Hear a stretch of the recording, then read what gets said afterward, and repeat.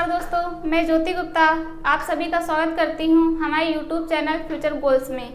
आज मैं आप लोगों को स्वर और व्यंजन के भेद के बारे में बताने वाली हूं। तो सबसे पहले जानेंगे कि स्वर किसे कहते हैं। तो स्वर क्या होते हैं? जिन वर्णों का उच्चारण स्वयं हो, अर्थात जो वर्ण स्वयं उच्चरित हो, उनके उच्चारण में किसी और वर्ण की सहायता ना लेनी पड़े, उन्हें स्वर कहते हैं। स्वर किन्हें कहते हैं? जिन वर्णों के उच्चारण में किसी अन्य वर्ण की सहायता ना लेनी पड़े, अर्थात जो वर्ण स्वतः ही उच्चरित हों, उन्हें स्वर कहते हैं। जो वर्ण स्वतः उच्चरित हों, उन्हें क्या कहते हैं? स्वर कहते हैं। जो वर्ण स्वतः उच्चरित हो, उन्हें स्वर कहते हैं। इन वर्णों के उच्चारण में किसी अन्य वर्ण की सहायता नहीं लेनी पड़ती है, इसलिए इन्हें स्वर कहते हैं। तो स्वर वर्ण कौन कौन से होते हैं? अच। स्वर वर्णों को क्या कहा जाता है? अच कहा जाता है। तो स्वर वर्ण कौन कौन से होते हैं? आ, ई, उ, री, ए, आई, ओ और औ। ये हमारे स्वर होते हैं। कौन कौन से होते हैं? आ, ई, उ, री, ए, आई, ओ और औ। ये हमारे 9 स्वर होते हैं जो अच प्रत्याहार के अंतर्गत आते हैं। किसके अंतर्गत आते हैं? अच प्रत्याहार के अंतर्गत। अच प्रत्याहार के अंतर्गत ये स्वर आते हैं।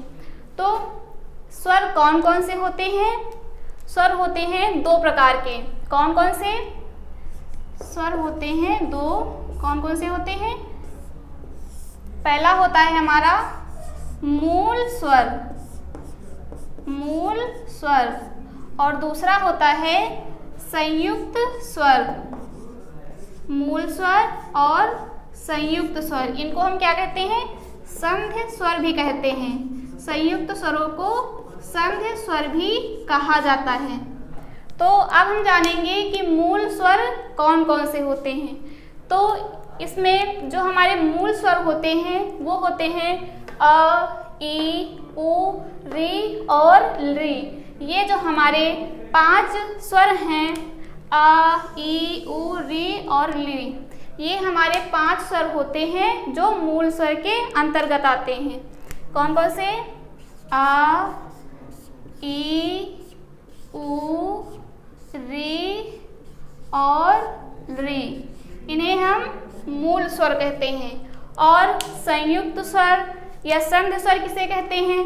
तो ये जो हमारे वर्ण हैं ए, ओ, ऐ और औ, ये हमारे संयुक्त स्वर यानी कि अच स्वर के अंतर्गत आते हैं। कौन कौन से आते हैं? ए, ऐ, ओ और औ। तो इन मूल स्वर और संयुक्त स्वर में क्या अंतर है? तो जो हमारे मूल स्वर होते हैं वो स्वतः ही बनते हैं। इन वर्णों में किसी अन्य वर्ण को नहीं जोड़ा जाता है। आ ही रहता है, ई, उ, री, ये स्वतः ही बनते हैं। इनमें किसी अन्य वर्ण की सहायता नहीं लेनी पड़ती है। किंतु जो ये ए है, ऐ है, ओ है और औ है, तो इन वर्णों में 2 वर्णों से ये वर्ण मिलकर बनते हैं। कैसे बनते हैं? जो हमारा ए वर्ण है ये किससे मिलकर बना है? अ और ई से। आ और ई से मिलकर बनते हैं, ये हमारा ए बनता है।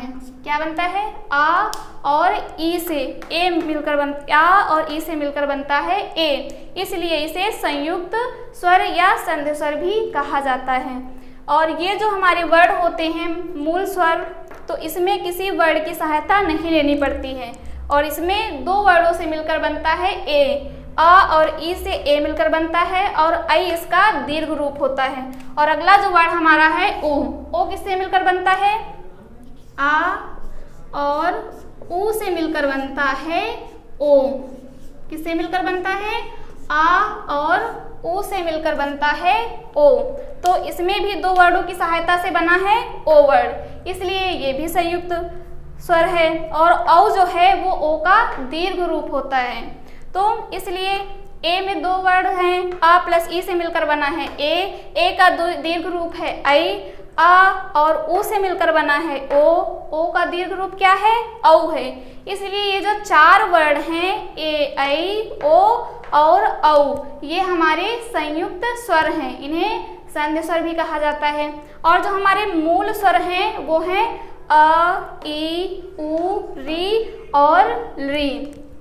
तो यदि पेपर में पूछता है कि संयुक्त स्वर कितने होते हैं या मूल स्वर कितने होते हैं, तो आपको याद रखना है कि हमारे जो 5 स्वर होते हैं आ ई उ री और री, इन स्वरों को मूल स्वर कहा जाता है। और संयुक्त स्वर ए आई ओ और औ, इन 4 वर्णों को संयुक्त स्वर या संधि स्वर भी कहते हैं।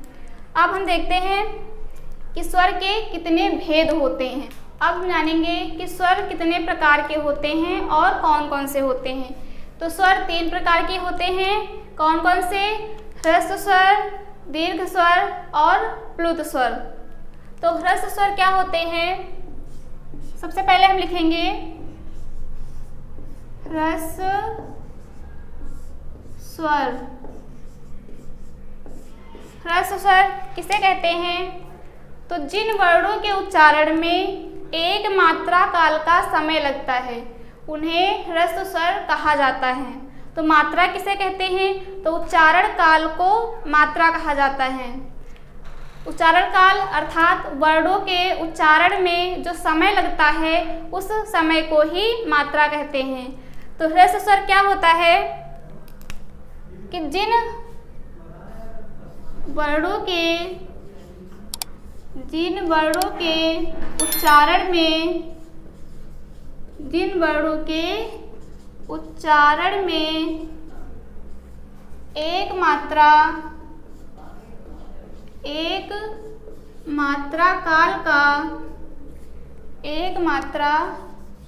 काल का समय लगता है उसे ह्रस्व स्वर कहते हैं। कितना समय लगता है? एक मात्रा काल का समय लगता है, उन्हें ह्रस्व स्वर कहते हैं। कौन सा स्वर कहते हैं? ह्रस्व स्वर कहते हैं। ह्रस्व स्वर कहते हैं। अब ये स्वर कौन कौन से होते हैं? तो जिन वर्णों के उच्चारण में एक मात्रा काल का समय लगता है उन्हें ह्रस्व स्वर कहते हैं। जैसे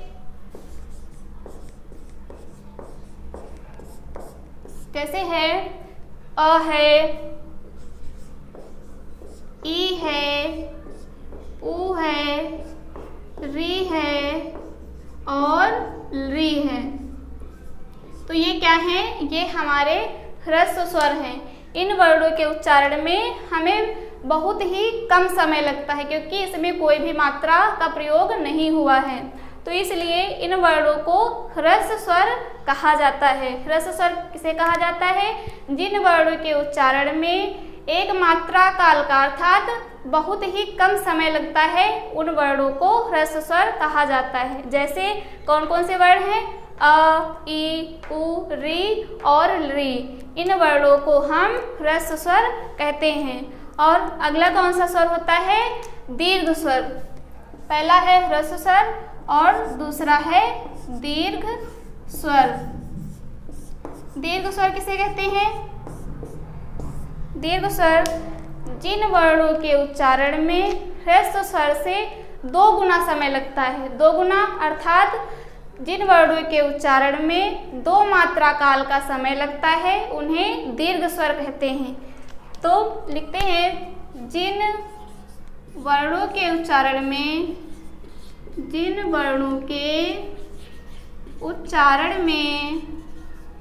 कितना समय लगता है? जिन वर्णों के उच्चारण में ह्रस्व स्वर से 2 गुना समय लगता है। किससे 2 गुना समय लगता है? ह्रस्व स्वर से 2 गुना समय लगता है उन्हें क्या कहते हैं? दीर्घ स्वर कहा जाता है। उन्हें दीर्घ स्वर कहा जाता है। कौन सा स्वर कहा जाता है? दीर्घ स्वर कहा जाता है। तो जिन वर्णों के उच्चारण में 2 मात्रा काल का समय लगता है उन्हें दीर्घ स्वर कहा जाता है। तो दीर्घ स्वर कौन कौन से होते हैं? दीर्घ स्वर किसे कहते हैं? जिन वर्णों के उच्चारण में 2 गुना मात्रा काल का समय लगता है उन्हें दीर्घ स्वर कहा जाता है। और ये ह्रस्व स्वर से 2 गुना समय लगता है और 2 मात्रा काल का समय लगता है। तो कौन कौन से दीर्घ स्वर होते हैं देखते हैं। जैसे दीर्घ स्वर में हमारा आता है आ और ई, ऊ इत्यादि। तो इस पे 2 गुना समय कैसे लगेगा देखते हैं। ये आ हमारा किससे मिलकर बना है? आ और अ। आ और आ मिलकर के बनता है अ। तो इसमें उच्चारण करते समय आ का हमें 2 मात्रा काल का समय लगेगा। जैसे उच्चारण करते हैं आ तो इसमें 2 मात्रा काल का समय लगा है, इसलिए इन्हें दीर्घ स्वर कहते हैं। उसी तरीके ई है, तो जब हम ह्रस्व स्वर में ई का उच्चारण करते हैं तो कैसे करते हैं? ई। और दीर्घ स्वर की जो दीर्घ ई है इसका उच्चारण कैसे करेंगे? ई। तो ये दीर्घ ई जो है इसमें ह्रस्व स्वर से 2 गुना समय लग रहा है, अर्थात इसका उच्चारण करने में 2 मात्रा काल का समय लग रहा है। तो इसलिए इसे क्या कहते हैं? दीर्घ स्वर कहते हैं। तो ह्रस्व स्वर हो गया, दूसरा है दीर्घ स्वर। अब तीसरा कौन सा स्वर है? प्लुत स्वर। तो अब देखते हैं कि अगला हमारा स्वर है प्लुत स्वर। पहले हमने पढ़ा ह्रस्व स्वर, दीर्घ स्वर और अब तीसरा है प्लुत स्वर। तो प्लुत स्वर किसे कहते हैं? प्लुत स्वर। प्लुत स्वर किसे कहते हैं? जिन वर्णों के उच्चारण में ह्रस्व स्वर से 3 गुना समय लगे ज़्यादा, अर्थात ह्रस्व स्वर से 3 गुना ज़्यादा समय लगे तो उसे प्लुत स्वर कहते हैं। अर्थात इसे त्रिमात्रिक स्वर भी कहा जाता है, क्योंकि इसमें ह्रस्व स्वर से 3 गुना ज़्यादा समय लगता है और 3 मात्राओं का समय लगता है, इसलिए इसे प्लुत स्वर कहा जाता है। तो लिखेंगे जिन वर्णों के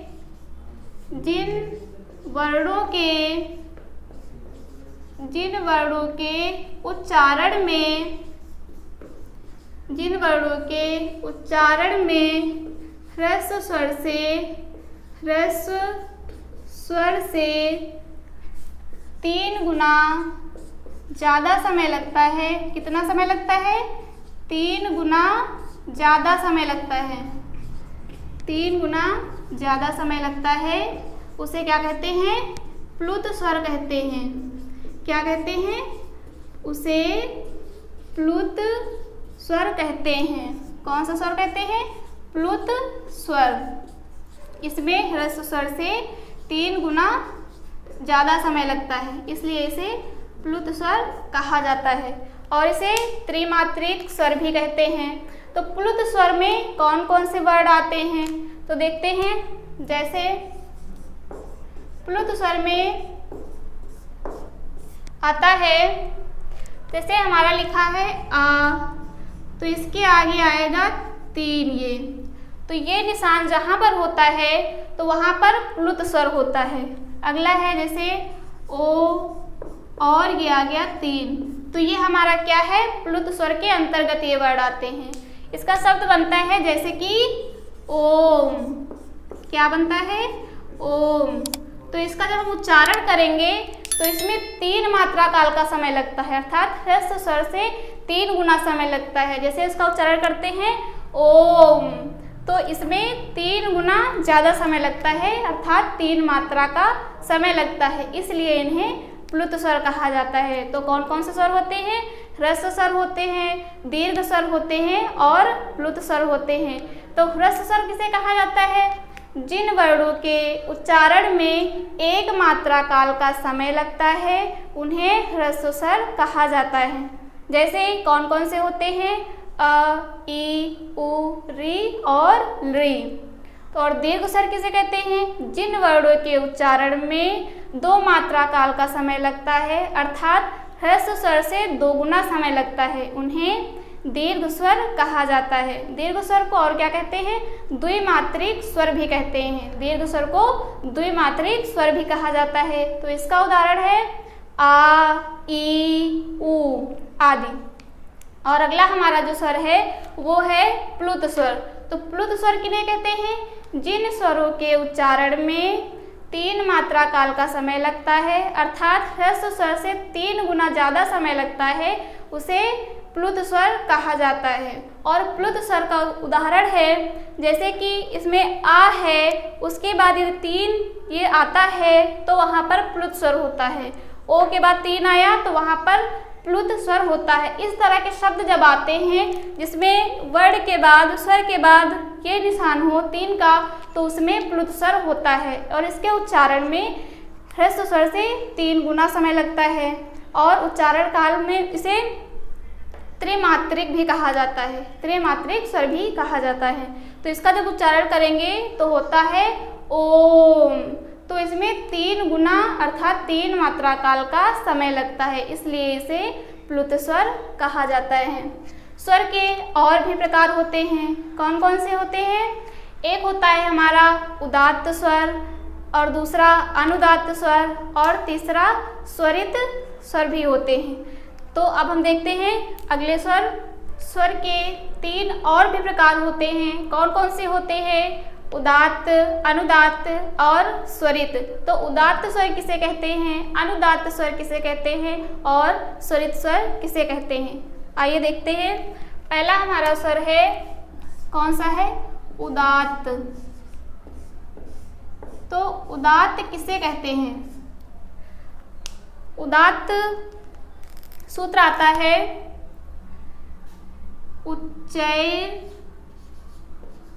उच्चैरुदात्तः।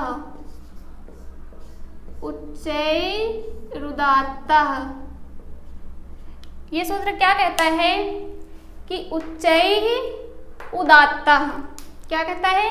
इसका जब विग्रह करेंगे तो होगा उच्चैः उदात्तः, अर्थात मुख आदि के उच्च भाग से उच्चरित होने वाले वर्णों को उदात्त कहा जाता है। किसे कहा जाता है उदात्त? मुख आदि के उच्चैः यानी कि उच्च भाग से उच्चरित होने वाले वर्णों को उदात्त कहा जाता है। तो यदि प्रश्न आता है कि उदात्त किसे कहते हैं, तो आपको केवल सूत्र याद रखना है। कौन सा? उच्चैरुदात्तः। यदि आपको सूत्र याद होगा तो आप अच्छी तरीके से बता सकेंगे कि उदात्त किसे कहते हैं, अनुदात्त किसे कहते हैं और स्वरित किसे कहते हैं। तो उदात्त किसे कहते हैं? उच्चैरुदात्तः सूत्र। ये सूत्र क्या कहता है कि मुख आदि के उच्च भाग से उच्चरित होने वाले वर्णों को उदात्त कहा जाता है। उदात्त किसे कहा जाता है? मुख आदि के उच्च भाग से उच्चरित होने वाले वर्णों को उदात्त कहा जाता है। और अनुदात्त क्या होता है? अगला होता है अनुदात्त। तो अनुदात्त किसे कहते हैं? इसका सूत्र आता है, कौन सा सूत्र आता है? नीचे अनुदात्तः।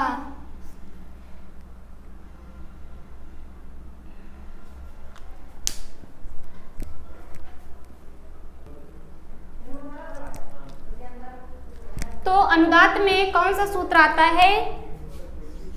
नीचैर अनुदात्तः। नीचैर अनुदात्तः। तो इस सूत्र का विग्रह करेंगे तो क्या होगा? नीचैः अनुदात्तः। तो ये सूत्र क्या कहता है कि मुख आदि के नीचे ही अर्थात निम्न भाग से उच्चरित होने वाले वर्ण अनुदात्त कहलाते हैं। क्या कहलाते हैं? अनुदात्त किसे कहते हैं? नीचैर अनुदात्तः, अर्थात मुख आदि के निम्न भाग से उच्चरित होने वाले वर्ण अनुदात्त कहलाते हैं। अनुदात्त में कौन सा सूत्र आता है? निचैर अनुदात्ता। और अगला इसके बाद जो हमारा है वो है स्वरित। स्वरित, स्वरित में कौन सा सूत्र आता है? स्वरितः समाहारः। कौन सा आता है? स्वरितः समाहारः। समाहारः अर्थात दोनों भागों के मध्य भाग से, स्वरिता समाहारा मतलब दोनों भागों के मध्य भाग से उच्चरित होने वाले वर्ण स्वरित वर्ण कहलाते हैं। तो उदात्त, अनुदात्त और स्वरित ये 3 वर्ण होते हैं। उदात्त वर्ण किन्हें कहते हैं? तो उदात्त वर्ण इसका सूत्र आता है उच्चैरुदात्तः।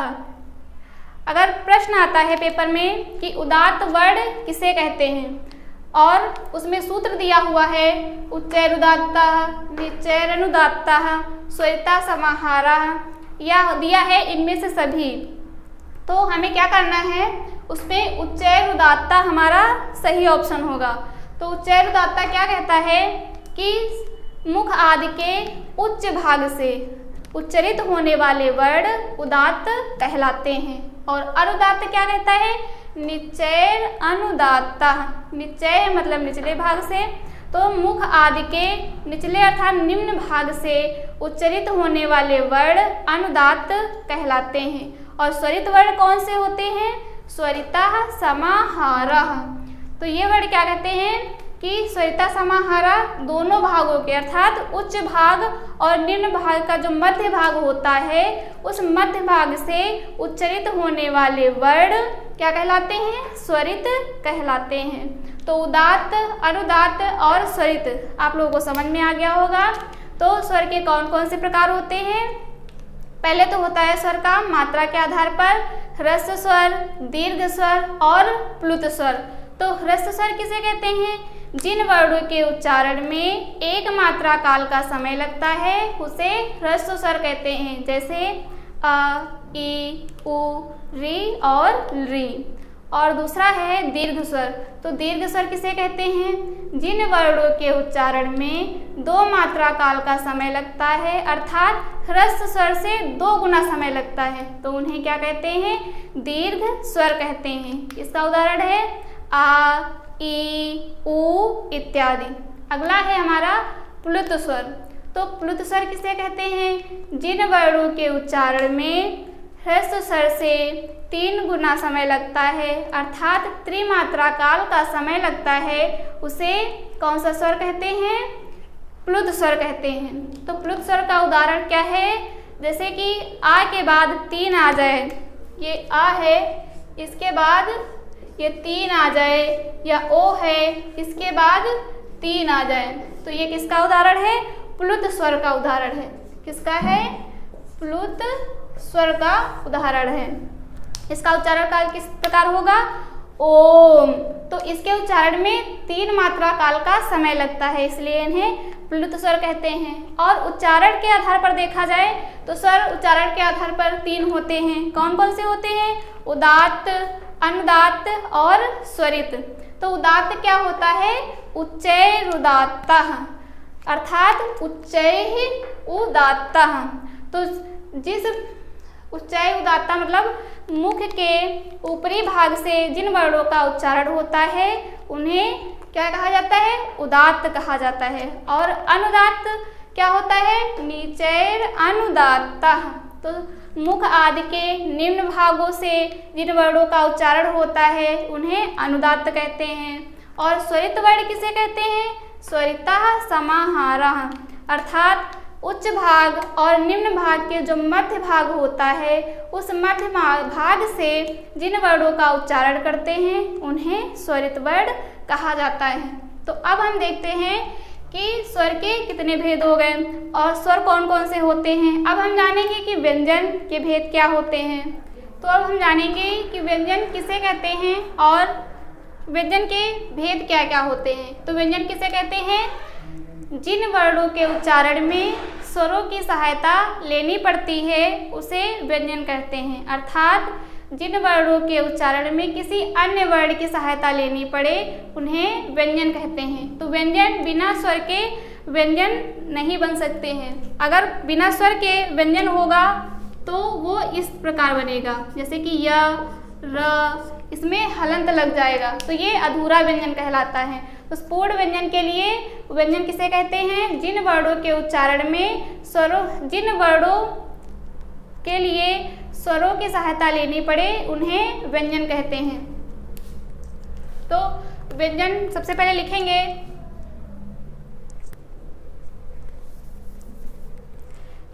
जिन वर्णों के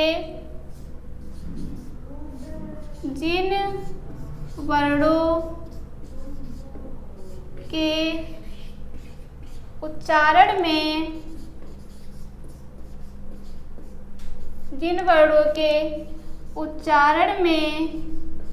स्वरों की सहायता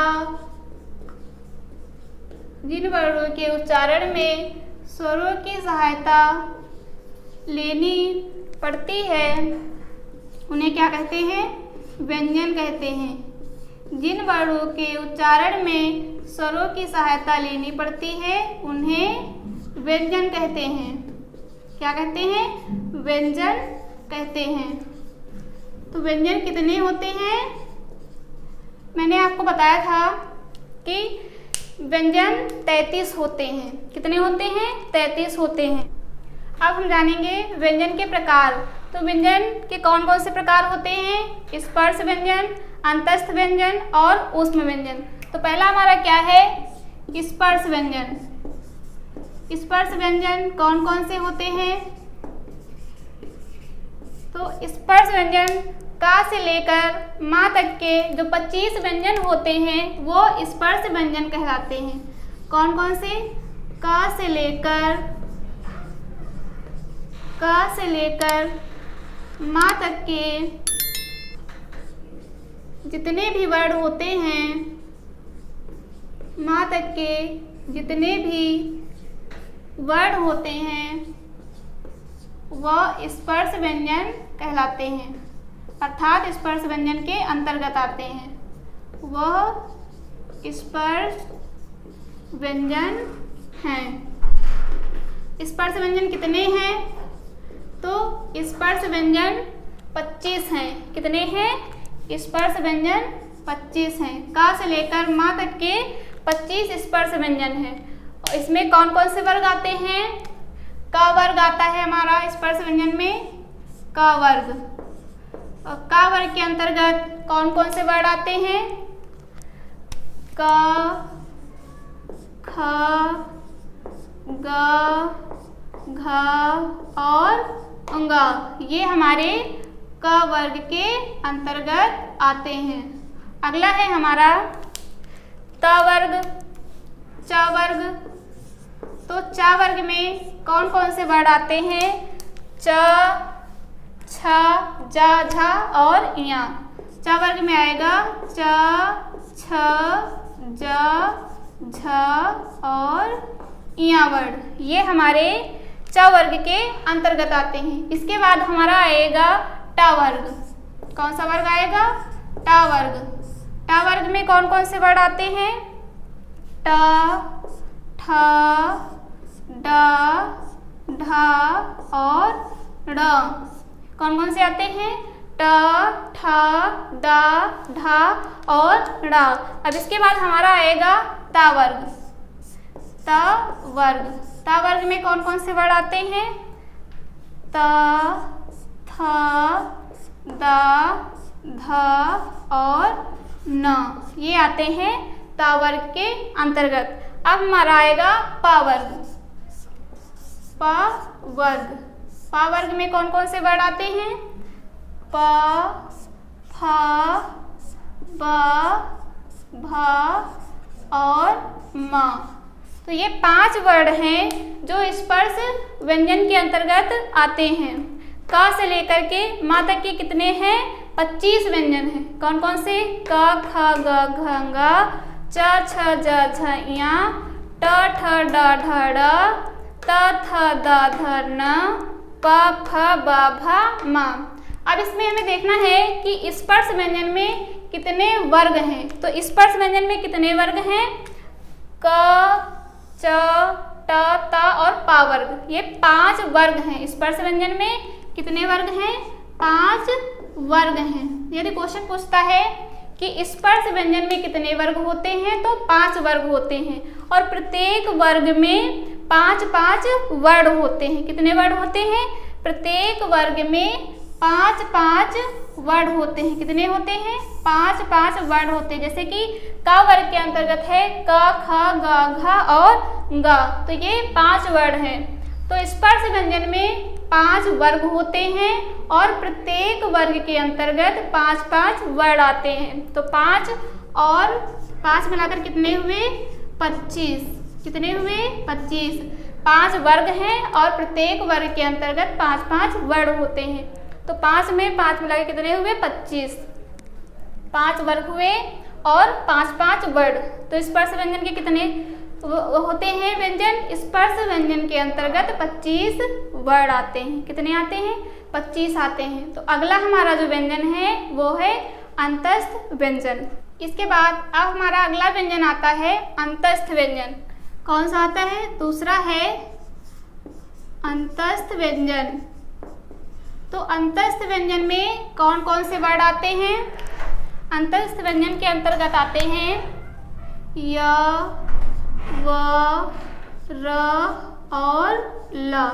ये 4 वर्ण जो होते हैं ये अंतस्थ व्यंजन के अंतर्गत आते हैं। कौन कौन से?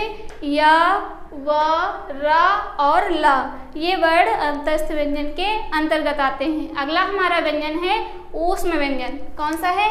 ऊष्म व्यंजन। ऊष्म व्यंजन। तो ऊष्म व्यंजन के अंतर्गत कौन कौन से वर्ण आते हैं? ऊष्म के अंतर्गत आते हैं श, स, स और ह। ये आते हैं हमारे ऊष्म व्यंजन के अंतर्गत। स, स और ह, इन्हें हम ऊष्म व्यंजन कहते हैं। तो व्यंजन कितने प्रकार के होते हैं? 3 प्रकार के होते हैं। कौन कौन से होते हैं? स्पर्श व्यंजन, अंतस्थ व्यंजन और ऊष्म व्यंजन। स्पर्श व्यंजन में कितने वर्ण होते हैं? 25 वर्ण होते हैं। कितने होते हैं? 25 वर्ण होते हैं स्पर्श व्यंजन में। अंतस्थ व्यंजन में कौन कौन से वर्ण होते हैं? कितने होते हैं? तो अंतस्थ व्यंजन में 4 वर्ण होते हैं य, व, र और ल। और तीसरा हमारा है ऊष्म व्यंजन।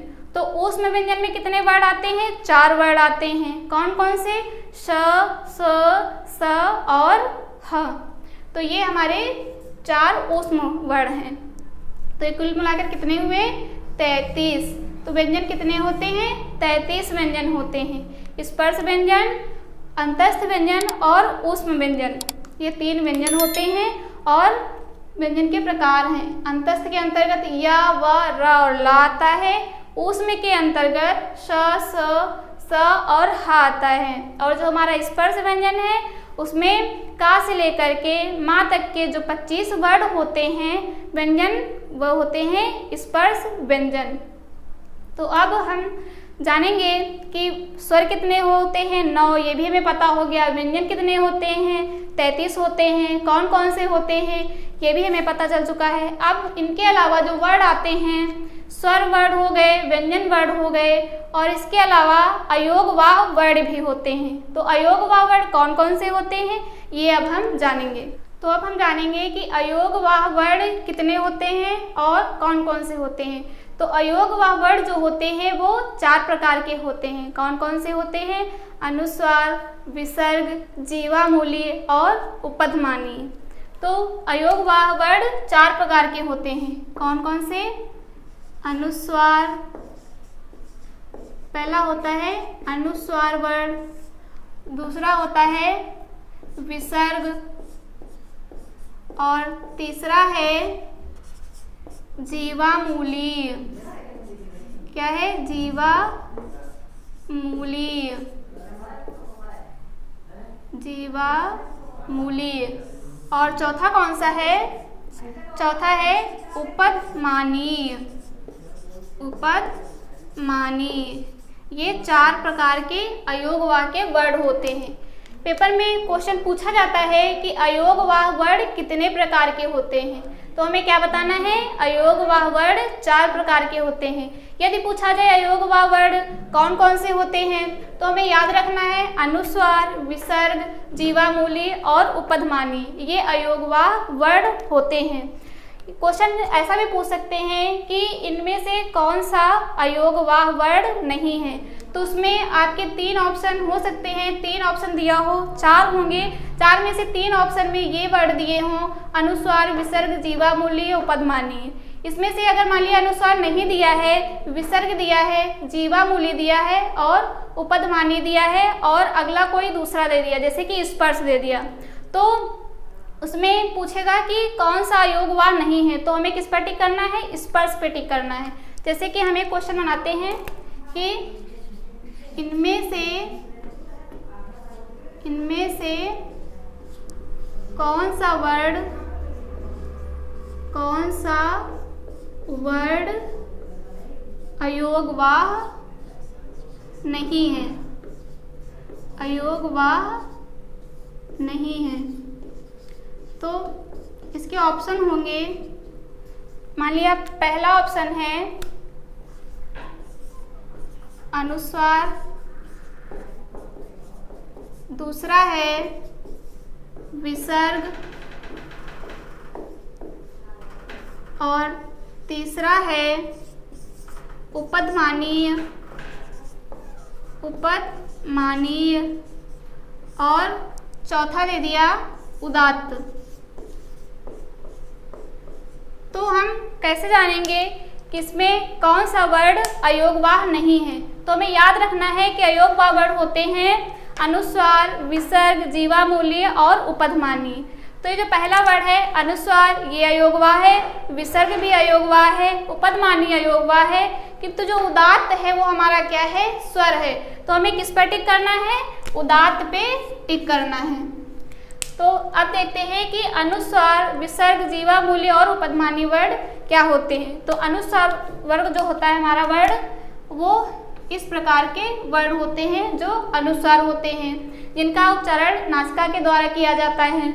और विसर्ग वर्ड जो होते हैं वो ये होते हैं, तो इनका उच्चारण स्थान क्या होता है, कंठ। विसर्ग का उच्चारण कंठ के द्वारा किया जाता है। और जीवामूली वर्ड जो होते हैं ये होते हैं कि यदि आधा विसर्ग का और खा से पहले लग जाए तो वो जीवामूली कहलाते हैं। कैसे, जैसे ये आधा विसर्ग का और आधा विसर्ग ख से पहले लग जाए तो वो जीवामूली वर्ड कहलाते हैं।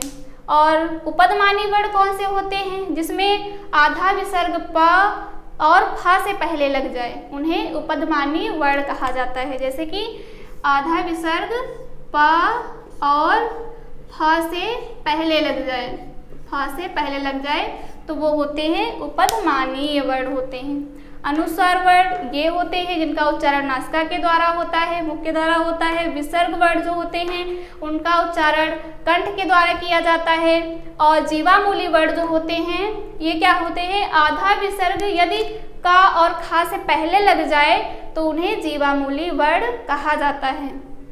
अगला है हमारा उपधमानी वर्ड। तो उपधमानी वर्ड किसे कहते हैं, यदि आधा विसर्ग पा और फा के पहले लग जाए तो वो उपधमानी वर्ड होते हैं। तो हमें याद रखना है कि अयोगवाह वर्ड कितने प्रकार के होते हैं, 4 प्रकार के होते हैं। अयोगवाह वर्ड 4 प्रकार के होते हैं। कौन कौन से होते हैं, अनुस्वार, विसर्ग, जीवामूली और उपधमानी। ये 4 वर्ड होते हैं जिन्हें हम अयोगवाह वर्ड कहते हैं। तो दोस्तों आज हमने आपको बताया कि स्वर वर्ड कितने होते हैं, कौन कौन से होते हैं, स्वर के प्रकार कौन कौन से हैं, व्यंजन के प्रकार कौन कौन से हैं और अयोगवाह वर्ड कौन कौन से होते हैं। तो अगर आप लोगों को ये वीडियो पसंद आया हो तो प्लीज़ लाइक करें, ज़्यादा से ज़्यादा शेयर करें और अगर चैनल को सब्सक्राइब नहीं किया है तो प्लीज़ सब्सक्राइब करें। धन्यवाद।